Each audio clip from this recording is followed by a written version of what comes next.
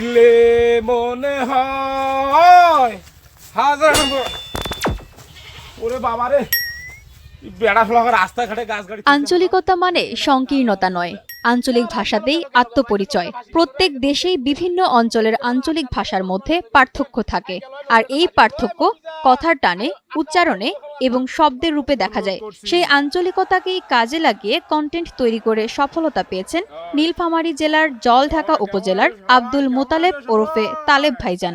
আঞ্চলিক ভাষায় কথা ও বিভিন্ন বিনোদনমূলক কন্টেন্ট তৈরি করে ফেসবুক ও ইউটিউব থেকে আয় করছেন লাখ লাখ টাকা। আমার প্রথম উদ্দেশ্য ছিল যে আমার রংপুরের যে আঞ্চলিক ভাষাটা আছে এই ভাষাটা এখন এই যুগে এসে প্রায় বিলুপ্তির পথে। হ্যাঁ, তো চিন্তা ভাবনা ছিল যে রংপুরের ভাষাটাকে নিয়েই কাজ করার প্রধান উদ্দেশ্য এটাই ছিল যে মানুষ রংপুরের ভাষা জানুক। কারণ আঞ্চলিকতা আসলে জড়তা বা আঞ্চলিকতা লজ্জার কিছু নেই, এটা গর্বের কারণ। একটা স্টেজের বা একটা বিভাগের পরিচয় বহন করে আঞ্চলিকতা। মোটামুটি আমার লাস্ট 3 মাসে আলহামদুলিল্লাহ 9 লাখ টাকার মতো ইনকাম আর কি, ফেসবুক থেকে, ইউটিউব থেকে বা আদার সাইট। আমি বিভিন্ন ধরনের স্টেজ প্রোগ্রাম বা প্রমোশন করি, সব মিলেই টোটাল 9-10 লাখ টাকার মতো 3 মাসে ইনকাম হবে। মাস্টার্স পাশ করেও চাকরি না পাওয়া মোতালেব এখন সবার প্রিয় তালেব ভাইজান। অথচ কিছুদিন আগেও মাত্র 10 টাকা ভাড়া বাঁচানোর আশায় হেঁটে গিয়েছেন প্রায় 6 কিলোমিটার রাস্তা। দেখেন, আজকে থেকে 3-4 বছর আগে একটা সময় ছিল যে আমি এক শার্ট পরে টানা 1 বছর একটা শার্ট পরছি, মানে 365 দিন আমি একটা শার্ট পরেই শ্যামলী টু এলিফ্যান্ট রোড হাঁটি যাতায়াত করছি 10-15 টাকা ভাড়া বাঁচানোর জন্য। এই একটা শার্টেই ছিল। তো আলহামদুলিল্লাহ আপনাদের দোয়ায়, ভালোবাসায়, আল্লাহ তাআলার রহমতে আমি ইচ্ছা করলে এখন 365টা শার্ট, মানে প্রতিদিন একটা করে শার্ট পরতে পারি।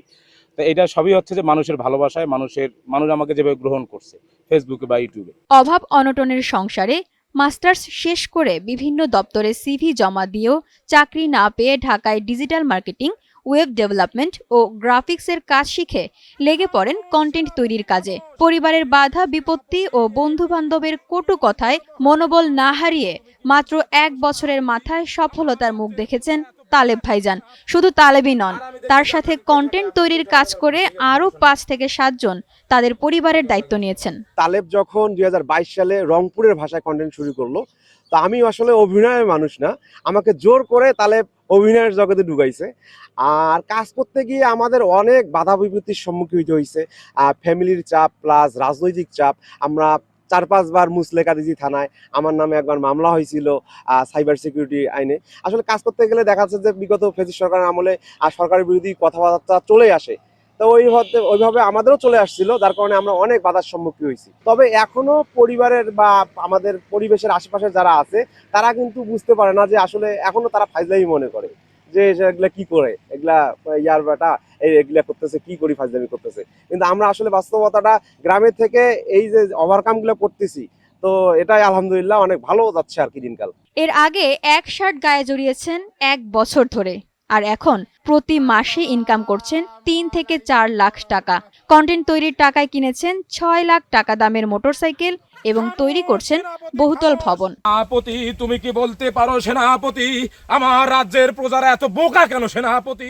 তরুণদের এগিয়ে যাবার জন্য কোনো কিছুই বাধা হতে পারে না, তার উজ্জ্বল দৃষ্টান্ত নীলফামারীর জলঢাকার মোতালেব। তার মতো কাজ করে দেশের প্রত্যন্ত অঞ্চলের তরুণরাও হতে পারেন সফলতার নতুন নতুন গল্পের তারকা। কেমন আছো সবাই?